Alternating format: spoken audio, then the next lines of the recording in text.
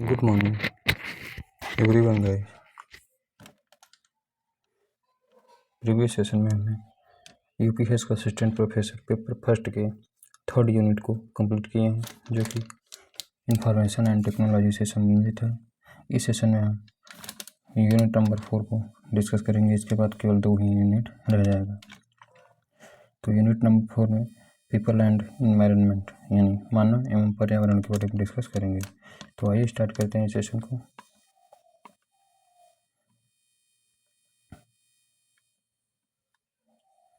पहले पॉइंट पे दिया है मानव एवं पर्यावरण का अंतर संबंध, inter relation of human and environmental.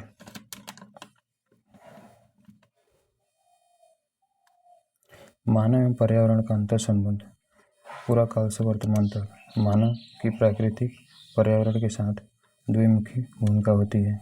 वह जैविक संगठक के रूप में भौतिक मानव की हैसियत से तथा सामाजिक, आर्थिक एवं प्रौद्योगिकी मानव के रूप में पर्यावरण को प्रभावित करता है। अर्थात मानव दूसरे प्राणियों की अपेक्षा शारीरिक एवं मानसिक रूप से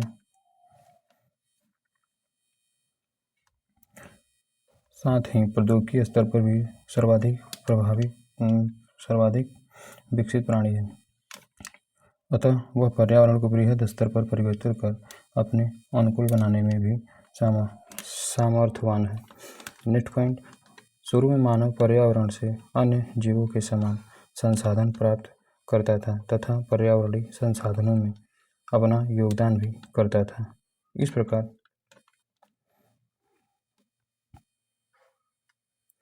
इस प्रकार संस्कृति के विकास के प्रथम चरण में मानव भौतिक पर्यावरण के अन्य कारकों के समान एकमात्र कारक था। फिर से, इस प्रकार संस्कृति के विकास के प्रथम चरण में मानव भौतिक पर्यावरण के अन्य कारकों के समान एकमात्र कारक था, परंतु समाज तथा संस्कृति के विकास के साथ उसकी बुद्धि, उसका कौशल तथा उसकी प्रौद्योगिकी भी विकसित होती गई एवं पर्यावरण के साथ उसकी भूमिका तथा संबंध में भी उत्तरोत्तर परिवर्तन होता गया। इस तरह मानव शुरू में प्रकृति का अंग तथा साझेदार था, वहीं आगे चलकर उसकी स्वामी बन बैठा। पूरा काल में मानव तथा प्राकृतिक पर्यावरण के बीच संबंध काफी संतुलित थे, लेकिन समय के साथ मानव के व्यवहार में परिवर्तन आया, जो उपभोक्तावाद को दर्शाता है। इस कारण यह संबंध असंतुलित हो गया।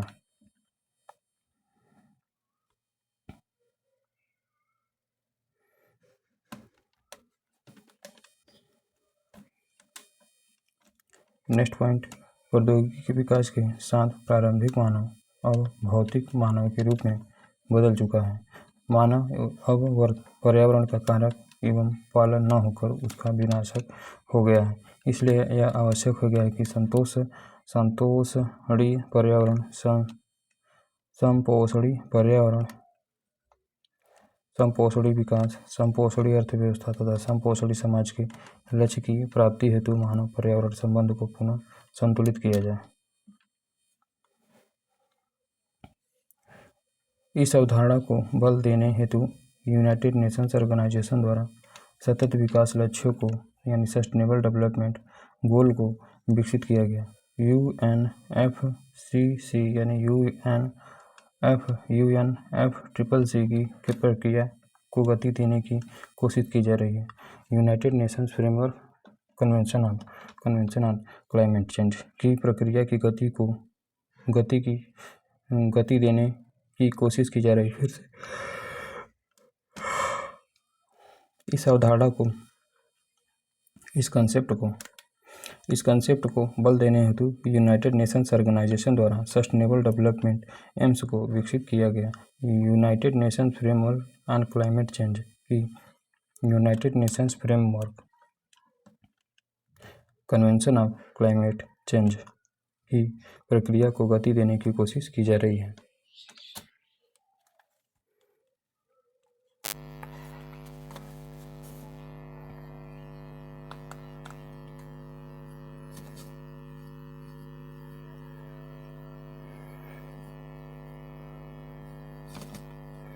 एग्जाम की दृष्टि से इम्पोर्टेंट पॉइंट दिया है उसके बारे में देख लेते हैं कौन कौन से इम्पोर्टेंट पॉइंट दिया है इसमें।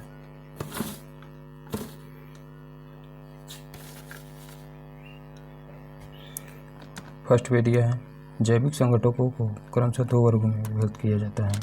जो बायोटिक कंपोनेंट्स होते हैं उनको 2 वर्गों में विभक्त किया जाता है, जिसमें आपका ऑटोट्रॉफिक आता है, दूसरा हेटरोट्रॉफिक आता है। नेक्स्ट पॉइंट, जो अपना भोजन स्वयं बनाते हैं वे पौधे कहलाते हैं ऑटोट्रॉफिक्स वर्ग के अंतर्गत, यानी जो अपना भोजन स्वयं बनाते हैं वे पौधे आते हैं स्वपोषित वर्ग के अंतर्गत, यानी ऑटोट्रॉफिक के अंतर्गत आते हैं। नेक्स्ट क्वेश्चन,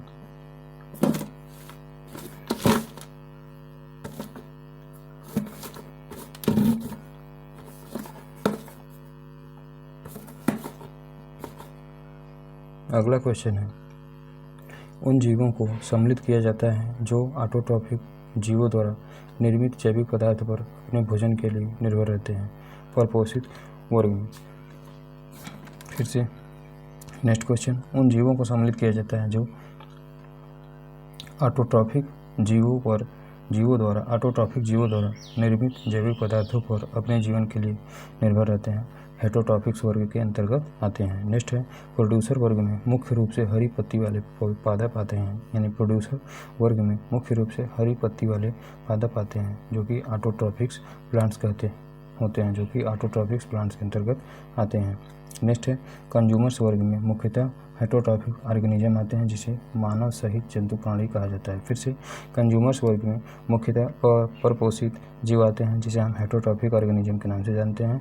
यह मानव सहित जंतु प्राणी होते हैं, यानी मानव के साथ साथ जो जंतु प्राणी होते हैं वो कंज्यूमर्स के अंतर्गत आते हैं। नेक्स्ट है सूक्ष्म जीव होते हैं जो मृत पादपों एवं प्राणियों तथा जैविक पदार्थों को वियोजित करते हैं, या फिर वियोजक कहलाते हैं या फिर डिकम्पोजर कहलाते हैं। फिर से सूक्ष्म जीव होते हैं जो मृत पादपों एवं प्राणियों तथा जैविक पदार्थों को वियोजित करते हैं, माइक्रो ऑर्गेनिज्म होते हैं। यानी सूक्ष्म जीव होते हैं जो मृत पादपों एवं प्राणियों तथा जैविक पदार्थों का डिकम्पोजिशन करते हैं, डिकम्पोजर्स कहलाते हैं। नेक्स्ट क्वेश्चन, समांतर जीवमंडल में एक जीव से दूसरे जीव में ऊर्जा भोजन के रूप में के स्थानांतरण के क्रम को कहते हैं फूड चैन के रूप में जाना जाता है, या फिर आहार श्रृंखला के रूप में इसे जाना जाता है। फिर से देख लेते हैं,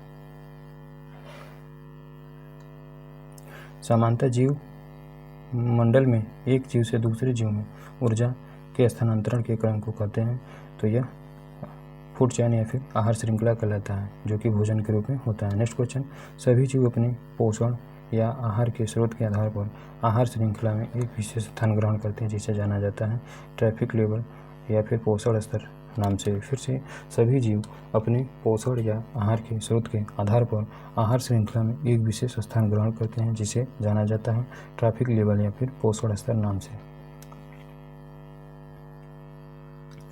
नेक्स्ट क्वेश्चन, सभी शाकाहारी जंतु होते हैं प्रथम श्रेणी के उपभोक्ता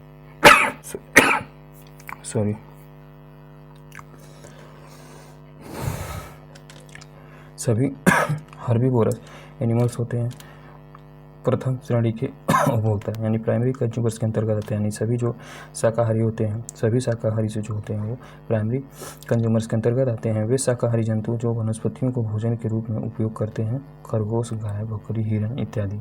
वे शाकाहारी जंतु जो वनस्पतियों को भोजन के रूप में ग्रहण करते हैं, इसके अंतर्गत आपका खरगोश आता है, गाय आता है, बकरी आता है, हिरण आता है इत्यादि। नेक्स्ट पॉइंट, वे सभी जंतु जो भोजन के लिए प्रथम श्रेणी के उपभोक्ताओं पर निर्भर होते हैं उन्हें रखते हैं। वे सभी जंतु जो भोजन के लिए प्रथम श्रेणी के उपभोक्ताओं पर निर्भर होते हैं उन्हें रखते हैं, तो यह सेकेंडरी कंज्यूमर्स के अंतर्गत आते हैं, सेकेंडरी द्वितीय श्रेणी के उपभोक्ताओं के अंतर्गत आते हैं। नेक्स्ट क्वेश्चन, मेढक एवं छिपकली है तो मांसाहारी प्रकार के जीव होते हैं। मेढक एंड जो छिपकली होते हैं वो मांसाहारी प्रकार के जीव होते हैं।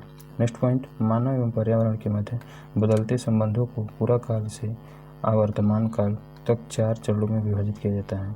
फिर से मानव एवं पर्यावरण के मध्य बदलते संबंधों को पूरा काल से वर्तमान काल तक 4 चरणों में विभाजित किया जाता है। कौन कौन से चरण हैं, तो इस चारों चरणों को देख लेते हैं। इसमें पहले नंबर का चरण है शिकार एवं भोजन संग्रह। दूसरे नंबर पे आता है पूरा मानव द्वारा कृषि कार्य। तीसरा है नंबर पे आता है पशुपालन एवं पशुचारण। चौथे नंबर पे विज्ञान एवं प्रौद्योगिकी विकास आता है।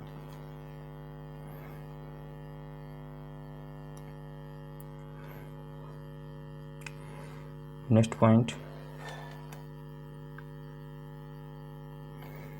पहले नंबर का जो पॉइंट हम उसमें डिस्कस किए हैं उसके बारे में पूरी तरह से हम डिटेल पढ़ते हैं। पहले नंबर पे दिया है आपका शिकार एवं भोजन संग्रह।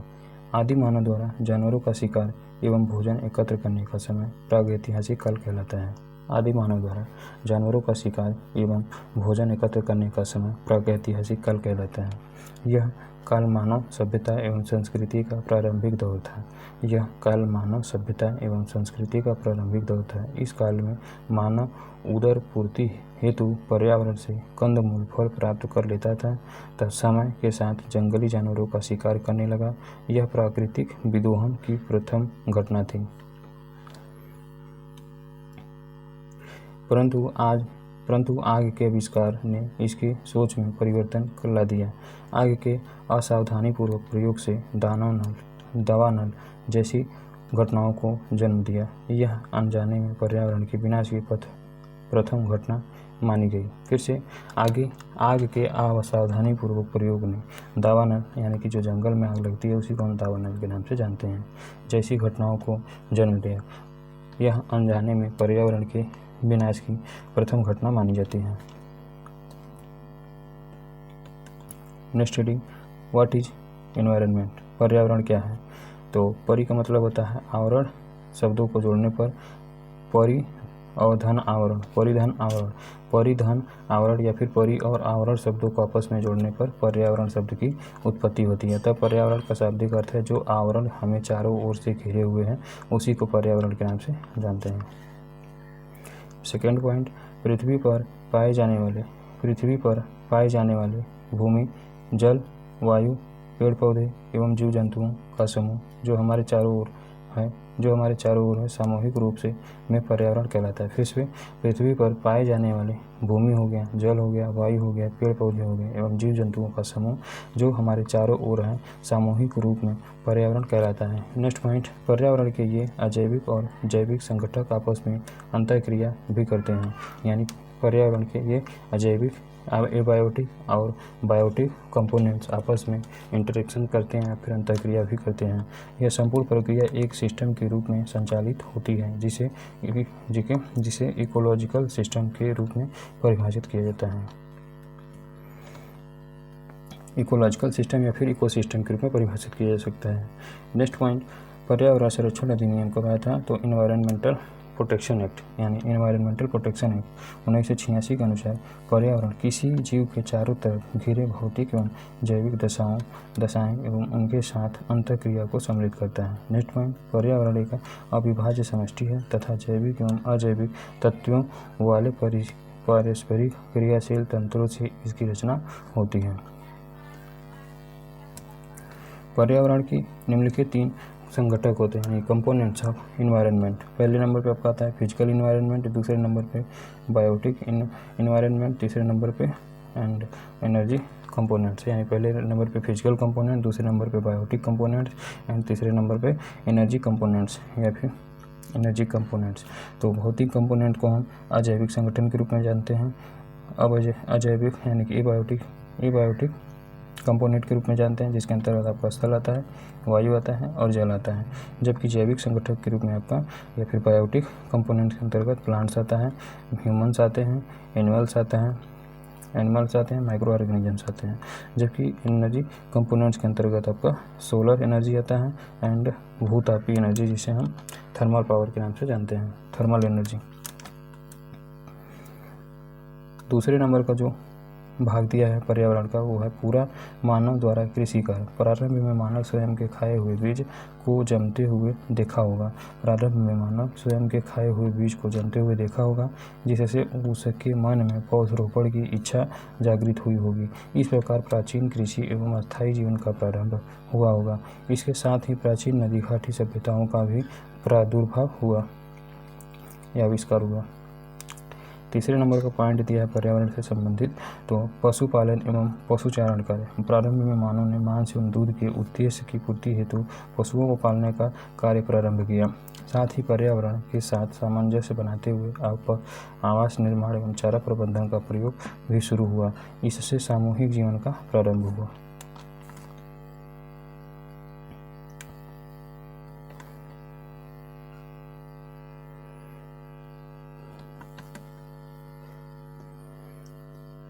नेक्स्ट टेबल में दिया है पर्यावरण कारक, फैक्टर्स अफेक्टिंग एनवायरनमेंट। पर्यावरण के कुछ कारक संसाधन के रूप में कार्य करते हैं तथा कुछ कारक नियंत्रक के रूप में कार्य करते हैं। दूसरा पॉइंट, वह सिस्टम जिसमें समस्त जीवधारी आपस में एक दूसरे के साथ तथा पर्यावरण के उन भौतिक एवं रासायनिक कारकों के साथ परस्पर क्रिया करते हैं जिनमें वे विनिवास करते हैं, परितंत्र या फिर इकोसिस्टम कहलाता है। नेक्स्ट पॉइंट, पर्यावरण विज्ञान निश्चित रूप से जीव विज्ञान से संबंधित है। इन्वायरमेंटल साइंस जो होता है वो निश्चित रूप से जीव विज्ञान से संबंधित है और साथ ही इकोलॉजिकल सिस्टम या फिर पारिस्थितिकी या फिर इकोसिस्टम केंद्रित रूप से पर्यावरण विज्ञान से जुड़ी हुई है। नेक्स्ट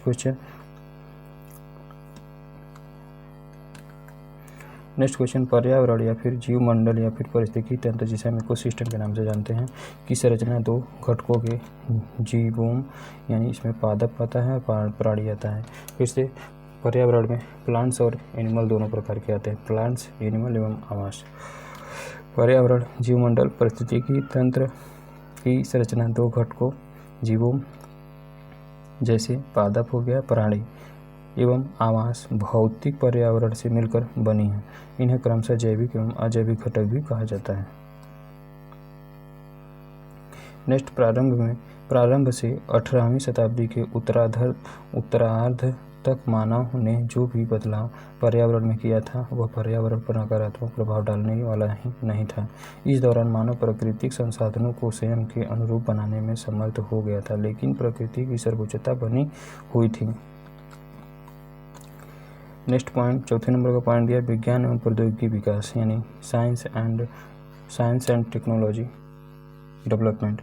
औद्योगिक क्रांति एवं विज्ञान तथा तकनीकी विकास ने मानव पर्यावरण संबंधों की दिशा तय करने में महत्वपूर्ण भूमिका निभाई। जैसे औजारों का निर्माण हो गया, आग का आविष्कार हो गया और एवं पहियों का आविष्कार।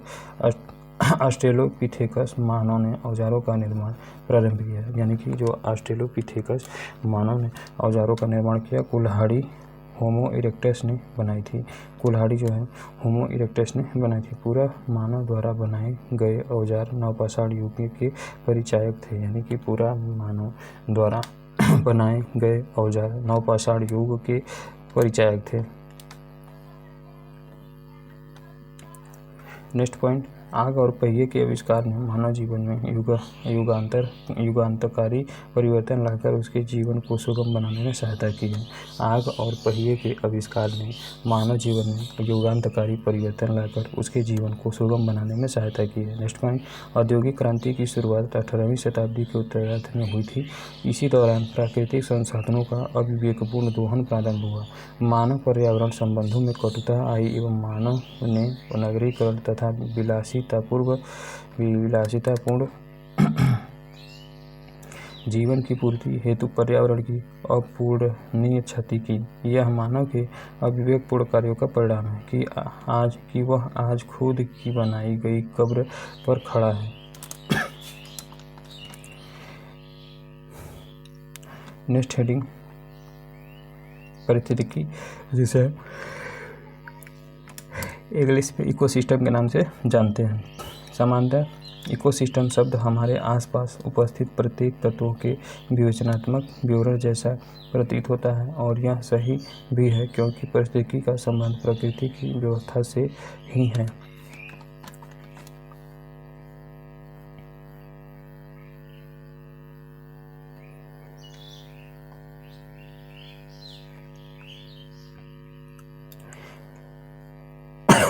इकोसिस्टम को परिभाषित करते हुए कहा जा सकता है कि यह वह विज्ञान है जो एक तरफ सभी जीवों तथा उनके भौतिक परिवेश का अध्ययन करता है, वहीं दूसरी ओर विभिन्न जीवों में अभिक्रियाशीलता एवं अंतर संबंधों का अध्ययन करता है। नेक्स्ट पॉइंट, इस प्रकार प्रकृति किसी जीव के वातावरणीय आवास एवं तथा उसे प्रभावित करने वाले कारकों और उन कारकों से जीव के संबंध का अध्ययन करता है। नेक्स्ट पॉइंट, पारिस्थितिकी के संबंध में हुए शोधों को गति देने वालों में प्रमुख भूमिका डार्विन की मानी जानी चाहिए। यानी इकोसिस्टम के संबंध में हुए शोधों को या रिसर्च को गति देने वालों में प्रमुख भूमिका डार्विन की मानी जानी चाहिए, जब उन्होंने प्रजातियों के उद्भव की संकल्पना का प्रतिपादन किया था। नेक्स्ट पॉइंट, पारिस्थितिकी या फिर इकोसिस्टम के क्षेत्र में फ्रेडरिक तथा फ्रेशर डार्लिंग का भी कार्य महत्वपूर्ण है। यानी इकोसिस्टम के क्षेत्र में फ्रेडरिक तथा फ्रेशर डार्लिंग का भी कार्य महत्वपूर्ण है। फ्रेडरिक ने वर्ष 1958 में इकोसिस्टम के संबंध में कहा है कि यह समस्त सदस्यों के रूप में जीवधारियों का एक विज्ञान है। इकोसिस्टम ने अपने अध्ययन क्षेत्र में प्रकृति पर मानवीय प्रभाव, जिससे वन्य जीव जंतु भी प्रभावित होते हैं, को शामिल किया, जबकि पर्यावरण अध्ययन ने भी अपने विषय क्षेत्र को इन्हीं बिंदुओं के आसपास रखा है। इधर दिया है आपका जीवमंडल या फिर इकोसिस्टम दिया है जो कि दो भागों में डिवाइड किया गया। एक तो आपका स्थलीय बायोम तंत्र होता है, यानी कि स्थलीय बायोम तंत्र होता है, दूसरे नंबर पे जलीय बायोम तंत्र होता है, यानी लिथोस्फेरिक इकोलॉजिकल सिस्टम एंड दूसरा हाइड्रो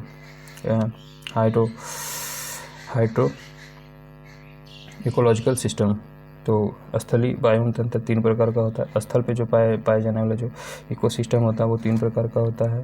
पहले नंबर पे आपका प्लांट इकोसिस्टम होता है, दूसरे नंबर पे एनिमल इकोसिस्टम होता है, तीसरे नंबर पे सॉइल इकोसिस्टम होता है। जबकि जलीय जो इकोसिस्टम होता है यह भी 3 प्रकार का होता है। एक तो पादप इकोसिस्टम होता है, दूसरा एनिमल इकोसिस्टम होता है, तीसरे नंबर पे न्यूट्रिएंट इकोसिस्टम होता है।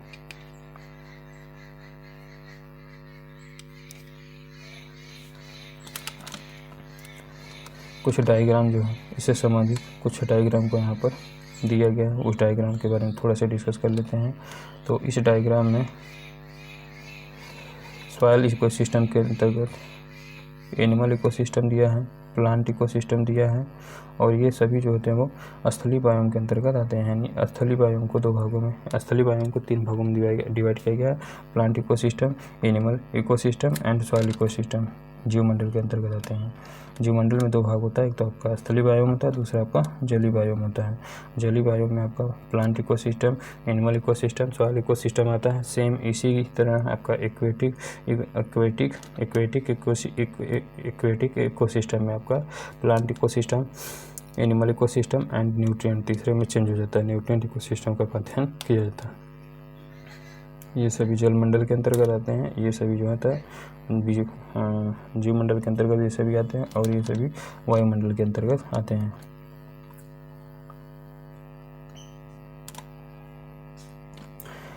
नेक्स्ट क्वेश्चन, अगला क्वेश्चन है क्या? तो नेक्स्ट क्वेश्चन है, प्राकृतिक पर्यावरण के प्रति जन जागरूकता का ही परिणाम था कि ऑस्ट्रेलिया की सरकार द्वारा पर्यावरण संरक्षण के लिए ग्रीन आर्मी की स्थापना की गई। ग्रीन आर्मी की स्थापना किसके द्वारा किया गया था? तो पर्यावरण के संरक्षण के लिए ऑस्ट्रेलिया के द्वारा यह किया गया था। फिर से प्राकृतिक पर्यावरण के प्रति जन जागरूकता का ही परिणाम था कि ऑस्ट्रेलिया की सरकार द्वारा पर्यावरण संरक्षण के लिए ग्रीन आर्मी की स्थापना की गई।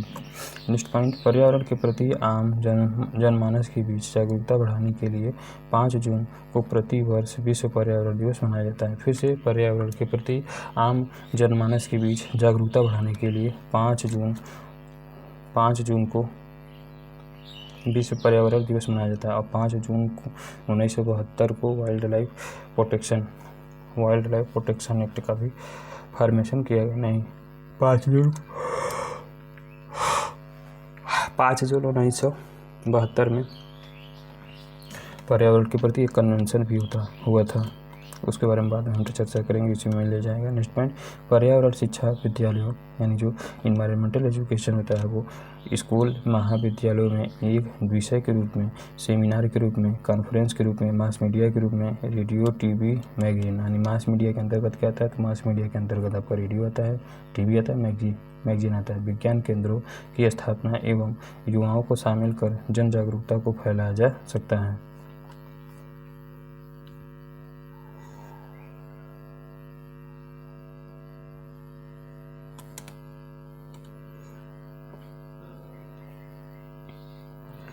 तो इतना पॉइंट उसके अंतर्गत था। अब यहाँ से पर्यावरण का नेक्स्ट टॉपिक चालू होगा, उसका नाम क्या है, तो उसका नाम है पर्यावरणीय क्षरण एवं कारण। टॉपिक वाइज है ये क्वेश्चन।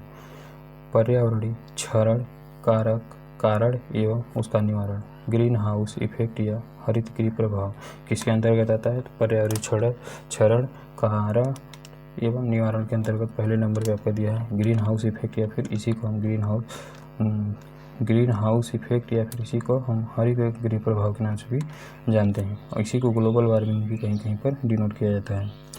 पहला पॉइंट है ग्रीन हाउस इफेक्ट का जो पहला पॉइंट दिया है, पृथ्वी पर ऊर्जा विद्युत चुंबकीय विकिरणों के रूप में पहुंचती है।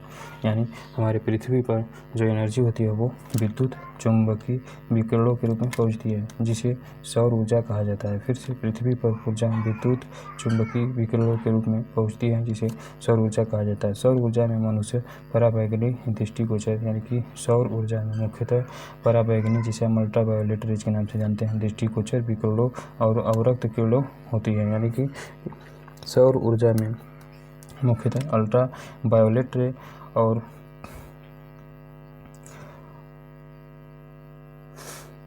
अल्ट्रावायोलेट रे यानी कि पराबैंगनी किरण, दूसरे नंबर पे अवरक्त विकिरणें होती हैं। नेक्स्ट पॉइंट, इनमें से नुकसानदायक पराबैंगनी विकिरणें अधिकतर ओजोन मंडल में अवशोषित हो जाते हैं। यानी इनमें से जो नुकसानदायक या फिर हार्मफुल जो अल्ट्रावायोलेट रे होती है, फिर पराबैंगनी विकिरण जो होती है, अधिकतर ओजोन मंडल में ही, ओजोन मंडल के लोअर स्ट्रेटोस्फीयर में अवशोषित हो जाते हैं। जबकि दृष्टिगोचर और अवरक्त विकिरण यानी कि जो दिखाई देने वाली और जो अवरक्त विकिरण जो होती है पृथ्वी पर उसमें विकिरणों के रूप में पहुँचती है, यानी फिर वह रिफ्लेक्ट हो जाती है। लेकिन सीधा कहना मतलब है कि 3 प्रकार के विकिरण जो होता है वो सूर्य से नीचे की तरफ आता है, जिसमें आपका अल्ट्रावायोलेट रहता है, दूसरे नंबर पर दृष्टिगोचर जो किरणें होती है, तीसरे नंबर पे आपका अवरक्त विकिरणें होती हैं। तो इनमें से 2 विकिरण तो वापस चली जाती है, जिसके अंतर्गत आपका जो दृष्टिगोचर विकिरण होते हैं और फिर आपका अवरक्त विकिरण होता है। लेकिन जो पहले नंबर का अल्ट्रावायोलेट या फिर पैराबैंगनी विकिरण होता है वह जाकर स्ट्रेटोस्फीयर के निचले वाले पोर्शन पे जाके अवशोषित हो जाता है, जो कि हार्मफुल होता है मानव जीवन के लिए और ओजोन के क्षरण के लिए। नेक्स्ट पॉइंट, ऊष्मीय विकिरण पहले धरातल को गर्म करता है। यानी कि जो ऊष्मीय विकिरण होते हैं पहले धरातल को गर्म करते हैं और फिर इसी गर्मी के से विकिरण संवहन और चालन द्वारा वायुमंडल गर्म होता है। फिर से ऊष्मीय विकिरण जो होते हैं पहले पूरे पृथ्वी की सतह को गर्म करता है और फिर इसी गर्मी से विकिरण संवहन और चालन द्वारा वायुमंडल गर्म होता है। कंडक्शन और संवहन और चालन द्वारा। नेक्स्ट हेडिंग है green house effect. Discuss about green house effect. तो ग्रीन हाउस इफेक्ट को हम और किस नाम से जानते हैं, तो ग्रीन हाउस इफेक्ट का जो अन्य नाम होता है उसके अंतर्गत आपका भूमंडलीय तापन आता है, यानी कि एटमॉस्फेरिक भूतलीय यानी कि लिथोस्फेरिक वार्मिंग आता है, जिसे हम ग्लोबल वार्मिंग के नाम से जानते हैं। यानी है ग्रीन हाउस इफेक्ट को हम ग्लोबल वार्मिंग के नाम से जान सकते हैं। इसी को जो है हरित गृह प्रभाव या फिर ग्रीन हाउस इफेक्ट के नाम से भी जाना जाता है। फिर से ग्रीन हाउस इफेक्ट का अन्य नाम क्या होता है, तो ग्रीन हाउस इफेक्ट का अन्य नाम भूमंडलीय तापन या फिर जिसे हम ग्लोबल वार्मिंग कहते हैं, और इसी को हिंदी में हरित गृह प्रभाव के नाम से भी जानते हैं। परिभाषा क्या है, तो ग्रीन हाउस इफेक्ट का जो परिभाषा होता है वायुमंडल में ऊष्मारोधी गैसों की मात्रा में वृद्धि, यानी सीधे इसका परिभाषा बताया गया है कि वायुमंडल में एटमॉस्फेयर में ऊष्मारोधी जो गैसों की मात्रा में वृद्धि होने से ऐसा होता है। इसके बाद क्या होता है, तो वायुमंडल के औसत ताप में वृद्धि हो जाती है, जिसके कारण जो वायुमंडल का एवरेज टेम्परेचर होता है उसमें भी वृद्धि हो जाती है। कॉन्सेप्ट क्या है, तो एक प्राकृतिक प्रक्रिया है, यानी कि यह ग्लोबल वार्मिंग या फिर ग्रीन हाउस इफेक्ट, यह एक प्रकार का नेचुरल प्रोसेस होता है जिसे हम ग्रीन हाउस गैसेस के नाम से जानते हैं। इसका कॉन्सेप्ट किसने दिया था, तो जोसेफ फोरियर ने दिया था। कब दिया था, तो 1824 ईस्वी में। यानी कि ग्रीन हाउस इफेक्ट का कॉन्सेप्ट किसने दिया था, तो ग्रीन हाउस इफेक्ट का या फिर ग्रीन हाउस इफेक्ट यानी ग्रीन हाउस इफेक्ट का या फिर ग्लोबल वार्मिंग का कॉन्सेप्ट किसने दिया था, तो जोसेफ फोरियर नामक साइंटिस्ट ने 1824 ईस्वी में दिया था।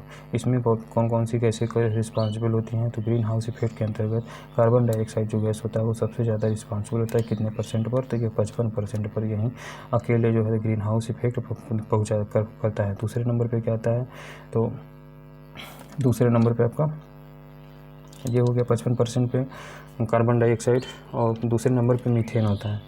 दूसरे नंबर पे कौन सी गैस होती है, तो दूसरे नंबर पे आपका मीथेन होता है। कितना, तो मीथेन CH4 जिसे कहते हैं, यह 25% लगभग करता है, यह जो होता है 25% करता है। तीसरे नंबर पे क्या आता है, तो तीसरे नंबर पे CFC आता है। CFC आता है, कितना, 11% पर यह नुकसान पहुँचाता है। फिर लास्ट में आपका नाइट्रस ऑक्साइड आता है, जिसे हम N2O के नाम से जानते हैं। कितना करता है, तो केवल 4% जो होता है वो हरित गृह को प्रभावित करता है।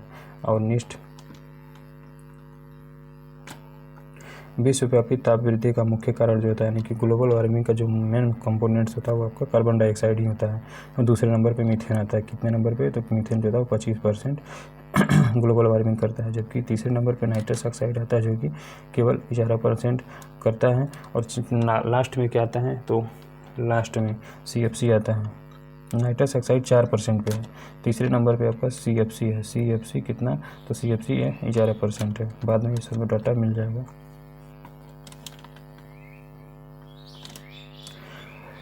नेक्स्ट पॉइंट, सूर्य की उष्मा से गर्म होने के बाद जब पृथ्वी ठंडी होने लगती है तब उष्मा पृथ्वी से बाहर विसरित होती है। फिर से, सूर्य की उष्मा से गर्म होने के बाद, यानी सूर्य की उष्मा से पृथ्वी गर्म होने के बाद, यानी सूर्य की उष्मा से गर्म होने के बाद जब पृथ्वी ठंडी होने लगती है तब उष्मा पृथ्वी से बाहर विसरित होती है। लेकिन carbon dioxide, chlorofluorocarbon, nitrous oxide, जल वाष्प, मीथेन एवं अन्य उष्मारोधी गैसें इस उष्मा का कुछ भाग अवशोषित कर लेती हैं एवं शेष बची उष्मा को पुनः धरातल को वापस कर देती हैं, जिससे वायुमंडल के निचले भाग में अतिरिक्त उष्मा एकत्र हो जाती है। नेक्स्ट पॉइंट, पृथ्वी की उष्मा अवरक्त विकिरण के रूप में विकसित होती है, जिसके लगभग 90% भाग को वायुमंडल में उपस्थित कार्बन डाइऑक्साइड गैस अवशोषित कर लेती है। फिर से, पृथ्वी की उष्मा अवरक्त विकिरण के रूप में विकसित होती है, जिसके लगभग 90% भाग को वायुमंडल में उपस्थित जो कार्बन डाइऑक्साइड होता है, कार्बन डाइऑक्साइड गैस अवशोषित कर लेती है। विगत कुछ वर्षों में इन उष्मारोधी गैसों की मात्रा वायुमंडल में बढ़ जाने के कारण वायुमंडल के औसत तापमान में वृद्धि हो गई है, जिसे भूमंडलीय तापन या फिर ग्लोबल वार्मिंग के अथवा ग्रीन हाउस इफेक्ट कहा जाता है।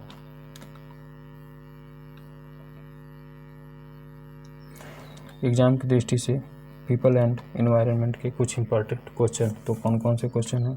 पहले नंबर पे दिया है क्योटो प्रोटोकॉल। पहले नंबर पे क्योटो प्रोटोकॉल संबंधित है तो जलवायु परिवर्तन से, जबकि मॉन्ट्रियल प्रोटोकॉल किससे संबंधित है, तो ग्रीन हाउस जो क्लाइमेट चेंज से कौन संबंधित है, तो क्योटो प्रोटोकॉल। इसके लिए ठीक है ओ माई गॉड, यानी मॉन्ट्रियल प्रोटोकॉल जो होता है वो किससे संबंधित होता है, तो ओजोन डिप्लीशन से संबंधित होता है। जबकि ग्रीन हाउस इफेक्ट जो होता है किससे संबंधित होता है, तो ग्रीन हाउस इफेक्ट जो होता है वो क्योटो प्रोटोकॉल से संबंधित होता है या फिर क्लाइमेट चेंज से संबंधित होता है। नेक्स्ट है बायोगैस के मुख्य घटक हैं, यानी बायोगैस के मुख्य घटक कौन कौन से होते हैं, तो बायोगैस जिसे हम मीथेन के नाम से जानते हैं, जिसकी मात्रा 25% प्रभावित करती है ग्लोबल वार्मिंग में, तो मीथेन और कार्बन डाइऑक्साइड जो होते हैं वो बायोगैस के अंतर्गत आते हैं। यानी कि बायोगैस के जो मुख्य कंपोनेंट्स होते हैं, यानी कि मेजर कंपोनेंट्स ऑफ बायोगैस, तो बायोगैस के जो मेजर कंपोनेंट्स होते हैं, पहले नंबर पे मीथेन आता है, दूसरे नंबर पे कार्बन डाइऑक्साइड आता है। नेक्स्ट क्वेश्चन, प्रत्येक बालक के लिए एक पेड़ का नारा गढ़ा गया है तो पर्यावरण सुरक्षा कार्यक्रम आशय से, यानी कि प्रत्येक बालक के लिए एक पेड़ का नारा गढ़ा गया है तो किसके द्वारा, तो पर्यावरण सुरक्षा कार्यक्रम के आशय से यह किया गया है। नेक्स्ट क्वेश्चन, प्राकृतिक प्रकोप संपत्ति और जीवन को अधिकतम नुकसान पहुंचाती है। जो नेचुरल डिजास्टर्स होते हैं या फिर नेचुरल जो कैलेमिटी होते हैं या फिर जिसे हम प्राकृतिक प्रकोप के नाम से जानते हैं, तो प्राकृतिक प्रकोप संपत्ति और जीवन को अधिकतम नुकसान पहुंचाते हैं। तो यह जल मौसमी प्रकोप होता है, यानी कि प्राकृतिक प्रकोप संपत्ति और जीवन को अधिकतम नुकसान पहुंचाता है। तो इसके अंतर्गत आपका जो क्लाइमेट जल मौसमी प्रकोप यानी कि वाटर सीजनल जो कैलेमिटी आता है या फिर जो जल मौसमी प्रकोप होता है, वहीं प्राकृतिक प्रकोप संपत्ति और जीवन को अधिकतम नुकसान पहुंचाता है। नेक्स्ट पॉइंट, मीथेन गैस का मुख्य स्रोत है, यानी major source of methane. Methane gas का जो मुख्य स्रोत कहाँ से होता है, तो मीथेन गैस कहाँ से भी विसरित या फिर उत्सर्जित होता है, तो आर्द्र भूमि यानी कि जो जहाँ पर दलदली भूमि होती है वहाँ पर मीथेन गैस की प्रधानता पाई जाती है। धान का खेत होता है, तो धान के खेत में भी इसकी स्रोत होते हैं, यानी धान के खेत में मीथेन पाया जाता है। आर्द्र भूमि में मीथेन की मात्रा पाई जाती है। नेक्स्ट, ईंधन बैटरी चालित वाहनों में ऊर्जा प्राप्त होती है, यानी ईंधन बैटरी चालित यानी कि जो ईंधन से चलने वाली बैटरी होती है, यानी ईंधन बैटरी चालित यानी कि ईंधन से चलने वाली जो बैटरी होती है उस वाहन में ऊर्जा प्राप्त होती है। तो हाइड्रोजन के दहन से यानी कि कंबंशन ऑफ हाइड्रोजन। फिर से ईंधन बैटरी चालित यानी ईंधन से चलने वाली बैटरी यानी कि ईंधन बैटरी चालित वाहन में ऊर्जा प्राप्त होती है, तो हाइड्रोजन के दहन से। नेक्स्ट क्वेश्चन, वर्तमान में राष्ट्रीय आपदा प्रबंधन प्राधिकरण के अध्यक्ष कौन है, तो वर्तमान में 2025 की बात कर रहा है, तो वर्तमान में राष्ट्रीय आपदा प्रबंधन या फिर नेचुरल आपदा national disaster management agency, national disaster management authority, जिसे हम NDMA के नाम से जानते हैं, इसके अध्यक्ष किसको बनाया गया है, तो नरेंद्र मोदी जी को बनाया गया है। नरेंद्र मोदी जी जो कि वर्तमान समय में प्रधानमंत्री हैं। नेक्स्ट क्वेश्चन है, ग्रीन हाउस गैसों में वायुमंडल में लघुत्तम समय तक ठहर पाती है मीथेन। फिर से ग्रीन हाउस गैसों में यानी ग्रीन हाउस गैसों में देखा जाए तो वायुमंडल में लघुत्तम यानी कि सबसे कम समय तक ठहर पाती है, तो आपका मीथेन होता है। नेक्स्ट क्वेश्चन, नागोया उप संबंधी या प्रोटोकॉल संबंधित है, तो जैव विविधता बायोडाइवर्सिटी से। ठीक,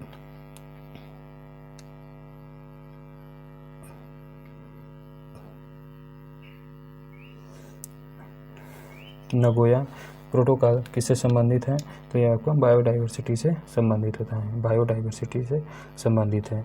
इसके लिए ट्रिक क्या है, तो इसके लिए ट्रिक है, ओ माई गॉड क्या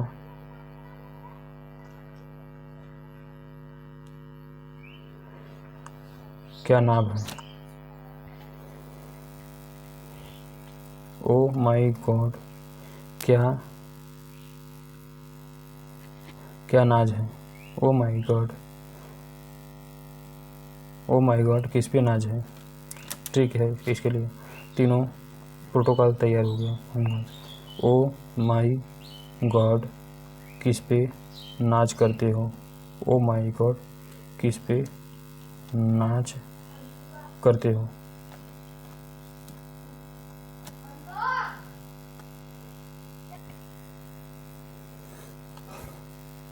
नागोया प्रोटोकॉल किससे संबंधित होता है, तो नागोया प्रोटोकॉल संबंधित आपका बायोडाइवर्सिटी से होता है। सबसे अधिक कज्जल या कालिख निकलता है, तो तापी शक्ति संयंत्र से यानी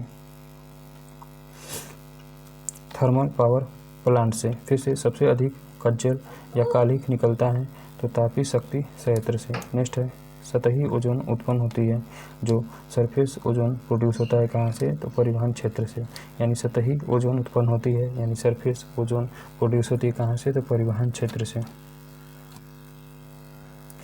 नेक्स्ट पॉइंट, जोसेफ फोरियर ने 1824 में ग्रीन हाउस या फिर ग्रीन हाउस इफेक्ट गैसों की कंसेप्ट दिया था, यानी कि concept of green house effect यानी कि concept of green house effect या फिर ग्लोबल वार्मिंग का कंसेप्ट किसने दिया था, तो जोसेफ फोरियर नामक साइंटिस्ट ने 1824 में दिया था। नेक्स्ट पॉइंट, ग्रीन हाउस प्रभाव एक प्राकृतिक प्रक्रिया यानी कि ग्रीन हाउस प्रभाव जो होता है एक प्रकार का नेचुरल प्रोसेस होता है, जिसके द्वारा किसी गृह या उपग्रह के वातावरण में मौजूद कुछ गैसें उस ग्रह या उपग्रह के वातावरण के ताप को अपेक्षाकृत अधिक बनाने में मदद करती है। नेक्स्ट क्वेश्चन, विश्वव्यापी ताप वृद्धि के या फिर ग्लोबल वार्मिंग के पीछे मुख्य कारण कार्बन डाइऑक्साइड गैस है, क्योंकि यह सबसे ज़्यादा ग्लोबल वार्मिंग के लिए रिस्पॉन्सिबल होता है। 55% मात्रा इसकी होती है, मीथेन की 25% मात्रा होती है। और तीसरे नंबर पे आपका नाइट्रस ऑक्साइड, तीसरे नंबर पे क्या आता है, तो तीसरे नंबर पे CFC आता है 11%, 4% में आपका नाइट्रस ऑक्साइड आता है, और 5वें नंबर पे आपका वाटर वेपर आता है। ये पांचों गैस जो होती हैं वो ग्लोबल वार्मिंग या फिर ग्रीन हाउस इफेक्ट के लिए रिस्पॉन्सिबल होती हैं, जिसे ग्रीन हाउस गैसेस कहा जाता है। मीथेन और नाइट्रस ऑक्साइड भी इसी प्रकार की गैसें हैं। नेक्स्ट पॉइंट, ये सभी गैसें वातावरण की ऊष्मा को सोख लेती हैं। यह ठीक उसी प्रकार होता है जैसे ग्रीन हाउस में ग्लास या शीशा अपने अंदर समाहित गर्म वायु को बाहर नहीं निकलने देता है। यानी सीधे सीधे कहने का मतलब है कि जब हम ग्रीन हाउस किसी फील्ड पे लगाते हैं तो उसके अंदर की जो गर्मी होती है वो बाहर नहीं निकल पाती, इसीलिए उसका क्लाइमेट जो है वो बना रहता है क्रॉप के अकॉर्डिंग। तो ठीक उसी तरह ग्लोबल वार्मिंग भी होता है, यानी कि एक बार कोई भी किरण जो ऊपर से नीचे की तरफ, यानी कि अल्ट्रावायलेट किरण जब ऊपर से नीचे की तरफ पृथ्वी में चला आता है, सूर्य से पृथ्वी पर चला आता है, तो फिर यह वापस नहीं जा पाता है। तो इसी के कारण जो पृथ्वी का टेम्परेचर था वो बढ़ने लगता है, जिसे हम ग्लोबल वार्मिंग या फिर ग्रीन हाउस इफेक्ट के नाम से जानते हैं। कंसेप्ट क्लियर हो गया। नेक्स्ट है पॉइंट, इसे ग्रीन हाउस प्रभाव के नाम से जाना जाता है। नेक्स्ट क्वेश्चन, ग्रीन हाउस प्रभाव में वायुमंडलीय गैसों, ग्रीन हाउस इफेक्ट में वायुमंडलीय गैसों मुख्यतः कार्बन डाइऑक्साइड द्वारा अवरक्त विकिरण को अवशोषित कर लिए जाने से वायुमंडल का तापमान बढ़ता है। अवरक्त किरण के अंतर्गत सभी प्रकार के विकिरण आते हैं, जिसमें अल्ट्रावायलेट जो था वो मेन होता है। नेक्स्ट है, पृथ्वी के वायुमंडल में पाई जाने वाली प्रमुख 3 गैस हाउसेस होते हैं, यानी कि पृथ्वी के वायुमंडल में पाई जाने वाली प्रमुख ग्रीन हाउस गैस कौन कौन सी होती हैं, तो इसमें आपका वाटर वेपर आता है, कार्बन डाइऑक्साइड आता है 55% होता है, मीथेन 25% होता है, नाइट्रस ऑक्साइड 11% होता है, चौथे नंबर पर क्लोरोफ्लोरोकार्बन 11% होता है, जबकि नाइट्रस ऑक्साइड जो होता है 4% ग्रीन हाउस इफेक्ट के रूप में कार्य करता है। नेक्स्ट है, कार्बन टेट्राफ्लोराइड तथा नाइट्रस ऑक्साइड, जिसे हम N2O के नाम से जानते हैं, भी ग्रीन हाउस गैसें हैं। यानी कि कार्बन टेट्राफ्लोराइड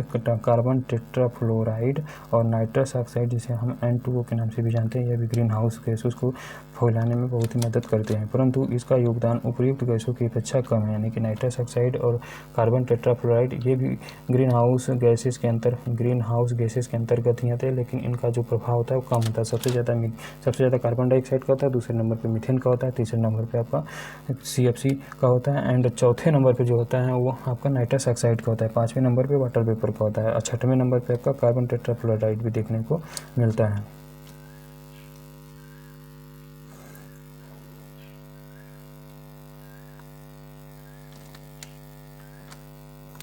नेक्स्ट पॉइंट इसमें दिया है, ग्रीन हाउस प्रभाव से सर्वाधिक योगदान देने वाली प्रमुख गैस इस प्रकार है। जल वाष्प का कितना परसेंटेज होता है, तो 36 से 72% जल वाष्प का योगदान होता है। कार्बन डाइऑक्साइड का कितना परसेंटेज होता है, तो 9 से 26% इसमें डाटा दिया है। मीथेन का कितना होता है, तो 4 से 9% दिया है। एंड ओजोन का कितना दिया है, तो ओजोन का जो है 3 से 7% दिया है, जो कि बिल्कुल ही गलत डाटा है। नेक्स्ट है, हाइड्रोजन प्रकृति में द्विआण्विक गैस के रूप में पाई जाती है। यानी कि हाइड्रोजन प्रकृति में द्विआण्विक गैस के रूप में पाई जाती है, जो वायुमंडल की वह परत की मुख्य संघटक है।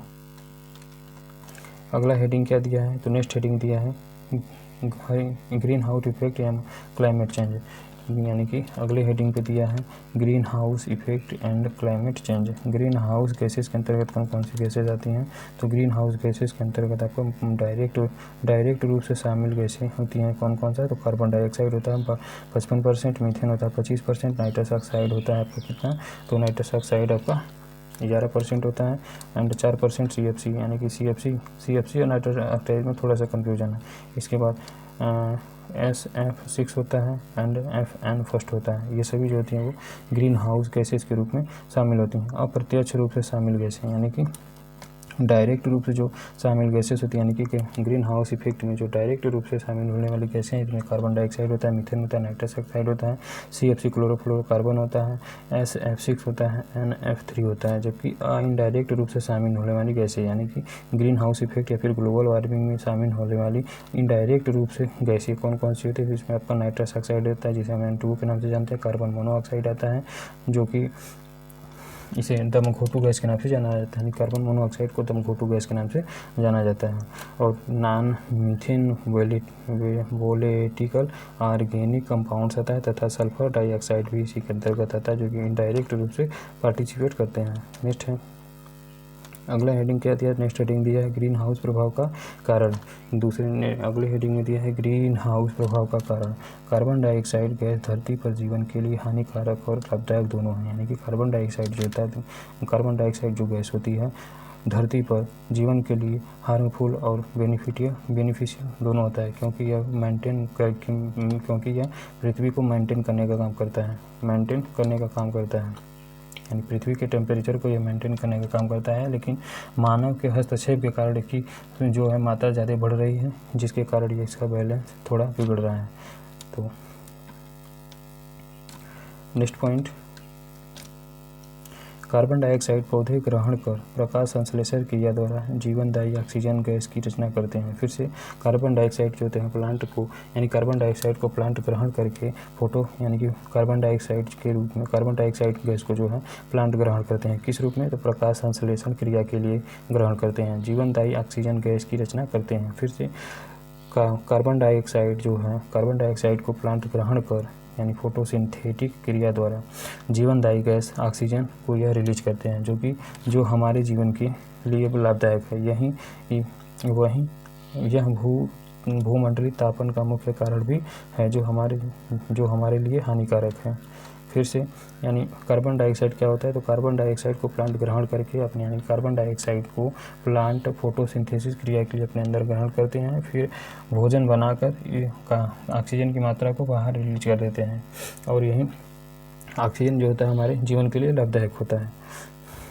एक तरफ कार्बन डाइऑक्साइड हमारे लिए हानिकारक है और दूसरी तरफ कार्बन डाइऑक्साइड जो होता है प्लांट के लिए जो है लाभदायक होता है। नेक्स्ट पॉइंट, मानव गतिविधियों द्वारा। अगला पॉइंट कह रहा है, मानव गतिविधियों द्वारा उत्पन्न अधिकांश कार्बन डाइऑक्साइड वायुमंडल के निचले भाग में नहीं रुकती है।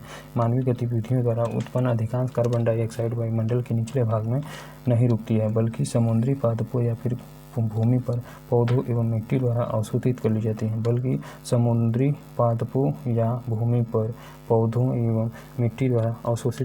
हैं। नेक्स्ट क्वेश्चन, प्रकाश संश्लेषण की प्रक्रिया में पादप प्लवक, जिसे हम फाइटोप्लैंक्टन के नाम से जानते हैं, कार्बन डाइऑक्साइड को ग्रहण कर उसे पादप सामग्री में परिवर्तित कर देती हैं। फिर से फोटोसिंथेसिस की प्रोसेस में प्लांट प्लवक, या जिसे हम फाइटोप्लैंक्टन के नाम से जानते हैं, कार्बन डाइऑक्साइड को ग्रहण कर उसे पादप सामग्री में परिवर्तित कर देती हैं।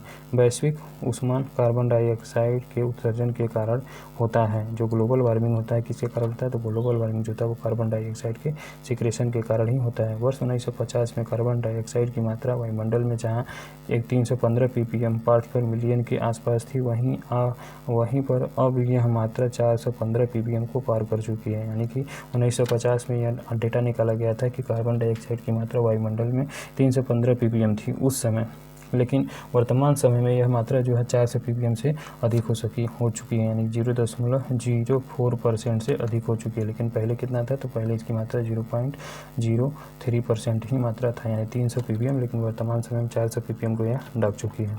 नेक्स्ट क्वेश्चन, विश्व मौसम विज्ञान संगठन, जिसे हम वर्ल्ड मेट्रोलॉजिकल ऑर्गेनाइजेशन के रूप में जानते हैं, के अनुसार पूर्व औद्योगिक या फिर प्री इंडस्ट्रियल युग में कार्बन डाइऑक्साइड की सांद्रता लगभग 278 ppm थी, यानी कि 0.003%। फिर से विश्व मौसम विज्ञान संगठन, जिसे हम वर्ल्ड मेट्रोलॉजिकल ऑर्गेनाइजेशन के अनुसार, जिसका हेडक्वार्टर जेनेवा स्विट्जरलैंड में सिचुएटेड है, के अनुसार प्री इंडस्ट्रियल युग में, यानी कि पूर्व औद्योगिक युग में, यानी कि जब पहले इंडस्ट्री, किसी भी चीज़ का इंडस्ट्री नहीं लगाया गया था, तब उस समय कार्बन डाइऑक्साइड की मात्रा हमारे वायुमंडल में 278 ppm या फिर 0.03% था, जिससे वायुमंडल, समुद्र एवं जीवमंडल आदि के बीच संतुलन बना रहता था।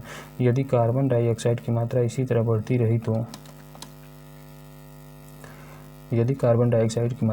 बढ़ती रही तो 21वीं सदी पूरी होने तक यह मात्रा करीब 650 से 950 ppm हो जाएगी। 650 से 950 ppm यानी कि 0.06 से 0.09% इसकी मात्रा हो जाएगी। पृथ्वी का तापमान 6 डिग्री भी बढ़ जाएगा और पृथ्वी का जो टेम्परेचर है वो 6 डिग्री सेंटीग्रेड और बढ़ जाएगा। वर्तमान समय में इतनी गर्मी पड़ रही है।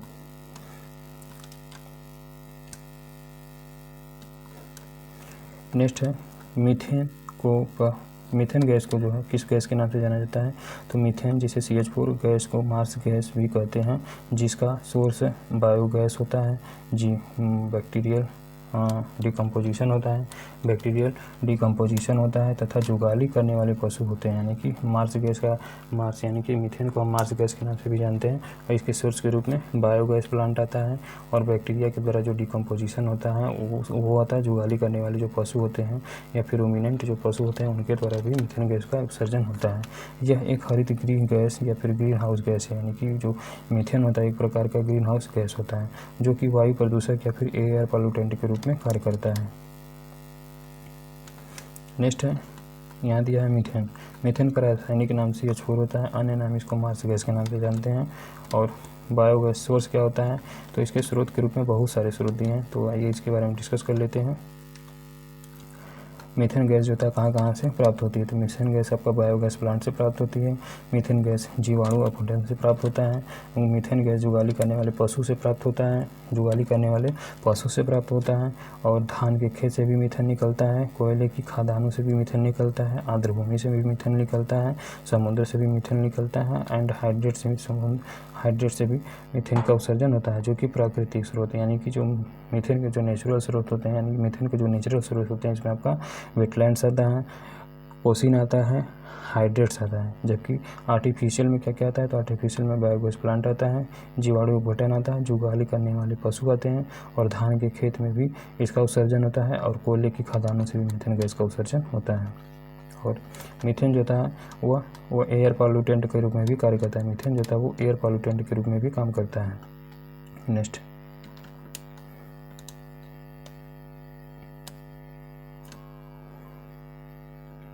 नेक्स्ट क्वेश्चन, धान के खेत, कोयले की खदानें, घरेलू पशु वातावरण में मीथेन उत्सर्जन के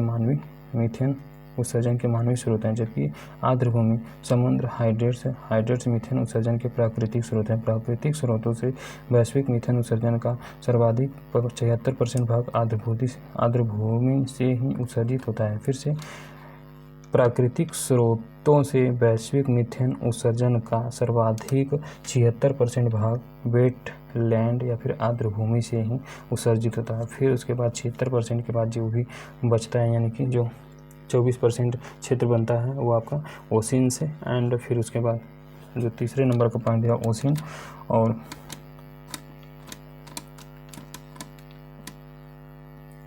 ओशिन और हाइड्रेट्स हैं, इसमें 24% मात्रा शामिल रहती है। परीक्षा की दृष्टि से कुछ इंपॉर्टेंट क्वेश्चन दिए गए हैं तो उसके बारे में देखते हैं। तो परीक्षा की दृष्टि से इंपॉर्टेंट क्वेश्चन कौन कौन सा है? तो जलवायु परिवर्तन का कारण क्या होता है? तो जलवायु परिवर्तन क्लाइमेट चेंज का कारण क्या होता है? फिर ग्रीन हाउस इफेक्ट का कारण क्या होता है? या फिर ग्लोबल वार्मिंग का कारण क्या होता है? तो ग्रीन हाउस गैसेस होती हैं, ओजोन परत का क्षरण है और प्रदूषण है। फिर से क्लाइमेट चेंज का कारण क्या बनती है? तो क्लाइमेट चेंज का कारण पहले तो नंबर पर ग्रीन हाउस इफेक्ट आता है, दूसरे नंबर पर ओजोन परत का क्षरण आता है, तीसरे नंबर पर एयर पॉल्यूटेंट या फिर प्रदूषण आता है या फिर पॉल्यूशन आता है। तीन कारण होते हैं, यानी कि क्लाइमेट चेंज के निम्नलिखित 3 कारण होते हैं। एक तो आपका ग्रीन हाउस गैस होता है, दूसरे नंबर पर ओजोन परत का क्षरण होता है, तीसरे नंबर पे प्रदूषण होता है। नेक्स्ट क्वेश्चन, एक गैस जो धारा पर जीवन के लिए हानिकारक और लाभदायक दोनों है, यानी कि वो एकमात्र गैस जो कि धरातल पर जीवन के लिए हानिकारक है और जीवन के लिए लाभदायक भी है, तो यह कार्बन डाइऑक्साइड होता है। यानी कि यह एक तो भोजन बनाता है फोटोसिंथेसिस प्रक्रिया के द्वारा और दूसरी तरफ मानव के लिए हानिकारक प्रभाव भी छोड़ता है। नेक्स्ट पॉइंट, वह गैस जो ग्लोबल वार्मिंग के लिए ज़्यादा जिम्मेदार है, तो कार्बन डाइऑक्साइड कितना? तो लगभग 25% जो है मात्रा यह हानिकारक होती है। नेक्स्ट क्वेश्चन, जुगाली करने वाले पशुओं में जिस ग्रीन हाउस गैस का निस्सारण होता है वह क्या होता है? तो मीथेन। यानी कि जुगालू करने वाले पशुओं से जिस गैस का उत्सर्जन होता है उसे मीथेन के नाम से जाना जाता है। नेक्स्ट क्वेश्चन, वैश्विक तापमान के फलस्वरूप बारंबारता और प्रचंडता बढ़ रही है, तो ग्लेशियर के पिघलने की दर बढ़ रही है।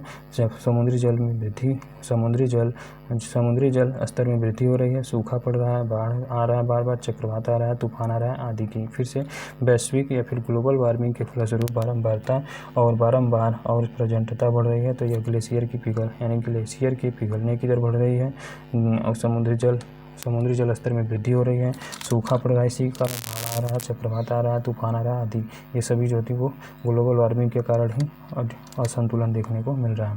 नेक्स्ट क्वेश्चन, जलवायु परिवर्तन पर अंतर सरकारी पैनल, जिसे हम IPCC के नाम से जानते हैं, के अनुसार वर्ष 1990 से और 1990 से 2100 के मध्य तापमान में वृद्धि होगी, तो कितना होगा, तो 2100 में यानी कि 1990 से लेके 2100 के मध्य तापमान में कितनी वृद्धि होगी, तो 1.4 से लेके 5.8 डिग्री सेंटीग्रेड वृद्धि होगी। फिर से जलवायु परिवर्तन पर अंतर सरकारी पैनल यानी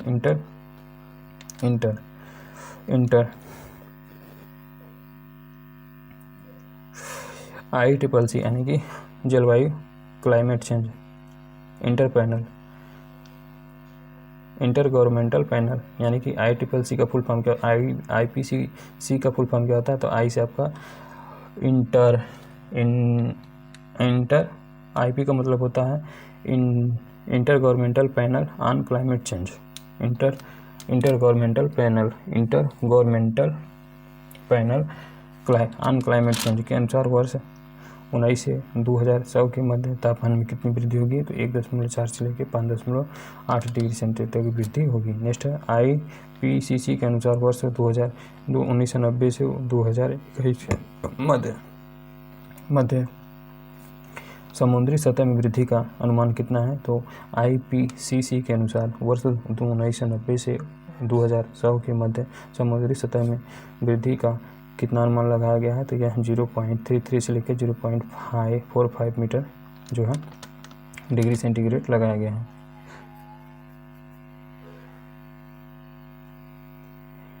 मीटर नहीं रहेगा, डिग्री सेंटीग्रेड रहेगा।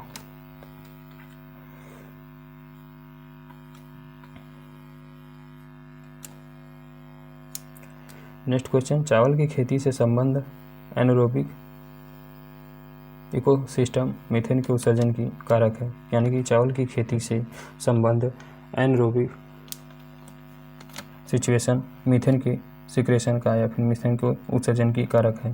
तथा जब नाइट्रोजन आधारित उर्वरक प्रयुक्त किए जाते हैं तब कृषि भू मृदा से नाइट्रस ऑक्साइड का उत्सर्जन होता है। फिर से नाइट्रोजन जब आधारित यानी कि आवश्यक मात्रा से अधिक प्रयोग किए जाते हैं खेतों में, तब जो कल्टीवेटेड सॉइल्स होती हैं उनसे नाइट्रस ऑक्साइड का उत्सर्जन होता है। नेक्स्ट पॉइंट, इसी को वोलेटिलाइजेशन के नाम से जानते हैं, डीनाइट्रिफिकेशन, इसी को डीनाइट्रिफिकेशन के नाम से जानते हैं, यानी कि नाइट्रोजन का एप्लीकेशन जब हम ऑक्सीडाइज्ड जोन में कर देते हैं तो उसी के कारण नाइट्रस ऑक्साइड का उत्सर्जन होता है, जो कि प्लांट इसको अपटेक नहीं कर पाते। इसीलिए कहा जाता है कि जो पैडी के फील्ड में नाइट्रोजन का एप्लीकेशन रेड्यूस्ड जोन में देना चाहिए, 10 मिलीमीटर से नीचे वाले सतह में देना चाहिए। नेक्स्ट क्वेश्चन क्या कह रहा है, तो जलवायु परिवर्तन के 2 प्रमुख कारक हैं, यानी कि जलवायु परिवर्तन के 2 प्रमुख कारक है। तो आपका कार्बन उत्सर्जन में वृद्धि वाले कारक, यानी कि वो जलवायु परिवर्तन के 2 प्रमुख कारक में क्या कहता है, तो जलवायु परिवर्तन के 2 प्रमुख कारक के अंतर्गत कार्बन उत्सर्जन में वृद्धि वाले कारक आते हैं। दूसरे नंबर पे कार्बन अवशोषण में कमी लाने वाले कारक आते हैं, यानी कि पहले नंबर पे कार्बन उत्सर्जन में वृद्धि वाले कारक आते हैं और दूसरे नंबर पे कार्बन अवशोषण में कमी लाने वाले कारक के रूप में आते हैं जलवायु परिवर्तन के 2 प्रमुख कारक। नेक्स्ट क्वेश्चन क्या कह रहा है, अगला क्वेश्चन, कार्बन उत्सर्जन में वृद्धि वाले कारकों में जीवाश्म ईंधनों का अत्यधिक प्रज्वलन, तेज से चलने वाले वाहनों की संख्या में अत्यधिक वृद्धि आदि आते हैं। फिर से कार्बन उत्सर्जन में वृद्धि वाले कारणों में जीवाश्म ईंधनों का अत्यधिक प्रज्वलन, तेज़ से चलने वाले वाहनों की संख्या में अत्यधिक वृद्धि आदि आते हैं, जबकि अत्यधिक वनोन्मूलन से कार्बन डाइऑक्साइड दर में कमी आ रही है। अतः वायुमंडल में कार्बन कंसंट्रेशन बढ़ रहा है, जो हरित गृह प्रभाव में वृद्धि कर जलवायु को प्रभावित कर रहा है।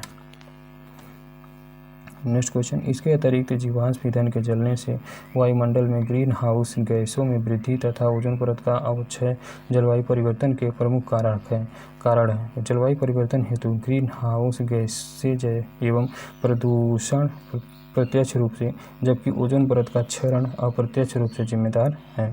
फिर से देख लेते हैं। जलवायु परिवर्तन हेतु ग्रीन हाउस गैसें एवं प्रदूषण प्रत्यक्ष रूप से, जबकि ओजोन परत का क्षरण अप्रत्यक्ष रूप से जिम्मेदार है। अगला टॉपिक क्या है, तो ग्रीन हाउस गैसेस का प्रभाव। अगले टॉपिक में बताया गया है ग्रीन हाउस गैसों के प्रभाव के बारे में। इसको हम नेक्स्ट सेशन में डिस्कस करेंगे। Thank you everyone guys.